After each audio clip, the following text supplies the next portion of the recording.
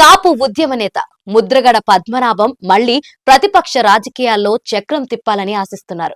కాపు ఉద్యమాన్ని భుజాలకెత్తుకున్న ఆయన తన దారి మార్చుకునే దిశగా అడుగులు వేస్తున్నారు.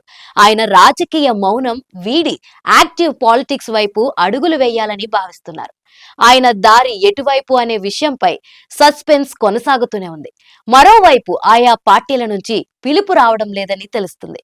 గత అనుభవాలను దృష్టిలో పెట్టుకుని ముద్రగడ బయట ఉన్నా, ఏ పార్టీలో ఉన్నా అంతకంటే ఇబ్బంది అనే టాక్ వినిపిస్తుంది. ముద్రగడను ప్రసన్నం చేసుకునేందుకు టీడీపీ, జనసేన, వైసీపీ నేతలు తీవ్రంగా ప్రయత్నిస్తున్నారు.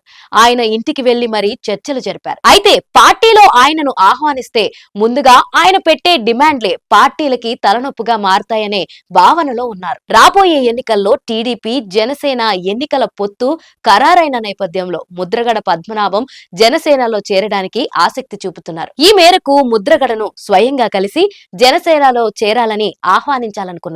అయితే జనసేనాని పవన్ కళ్యాణ్ కు కొన్ని కండిషన్స్ పెట్టారట. తనకు ఎంపీ టికెట్ తో పాటు తన కుమారుడు ముద్రగడ గిరికి పిఠాపురం నుంచి ఎమ్మెల్యే టికెట్ ఇవ్వాలనే డిమాండ్ పెట్టారనే సమాచారం ఉండడంతో జనసేనాని ఈ ప్రక్రియను పెండింగ్ లో ఉంచినట్టు తెలుస్తుంది. రాజకీయాల్లో నిలకడలేని నేతగా పేరున్న ముద్రగడ పద్మనాభం ఏ పార్టీ ఓటు బ్యాంకు పై ఆధారపడరు. తనకంటూ సొంత ఇమేజ్ ఉంది. ఒక సామాజిక వర్గానికి ఆయన బ్రాండ్ అంబాసిడర్. కాపు రిజర్వేషన్ పోరాట సమితి నేతగా ఆయన ఇప్పటి జనరేషన్ కు మాత్రమే తెలుసు. ఎన్టీఆర్ కేబినెట్ లో రవాణా శాఖ మంత్రిగా ఉండి ప్రైవేట్ బస్సులపై నిర్ణయంతో ఆయన మంత్రి పదవికి రాజీనామా చేశారు. ఆయన అనేక పార్టీలు మారారు.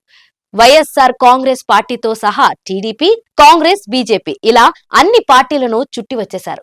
ఎక్కడా నిలకడతనం లేని నేతగా ఆయన పేరు పొందారు.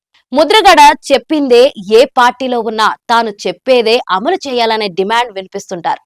లేకుంటే అధినేతలపై వ్యతిరేక గళం వినిపిస్తారు. అందుకే ఏ రాజకీయ పార్టీలు ముద్రగడ పద్మనాభాన్ని తమ పార్టీలోకి చేర్చుకోవడానికి సిద్ధంగా ఉండవు. అదే సమయంలో ఒక సామాజిక వర్గం బలమైన గొంతు కావడంతో ఆయనను పక్కన పెట్టుకోవడం పక్కలో బల్లెంగా భావిస్తారు.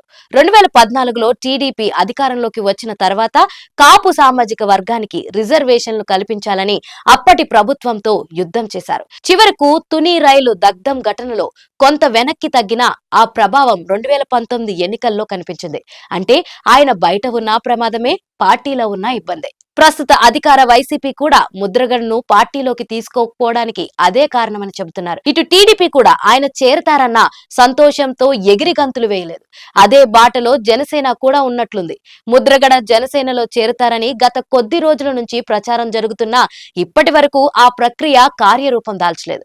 ఆయన బయట ఉండి తమకు సలహాలు, సూచనలు ఇవ్వాలని, పార్టీ అధికారంలోకి వచ్చిన తర్వాత ఆయనకు ఏదో ఒక గౌరవప్రదమైన పదవి ఇస్తే సరిపోతుందన్న భావనలో ఆయా పార్టీ అధినేతలు ఉన్నట్లు తెలుస్తుంది. ఈ నెల 14 నుంచి 17 వరకు జనసేనాని పవన్ కళ్యాణ్ గోదావరి జిల్లాల పర్యటన నేపథ్యంలో ముద్రగడను పార్టీలోకి ఆహ్వానిస్తారనే ప్రచారం సాగుతుంది.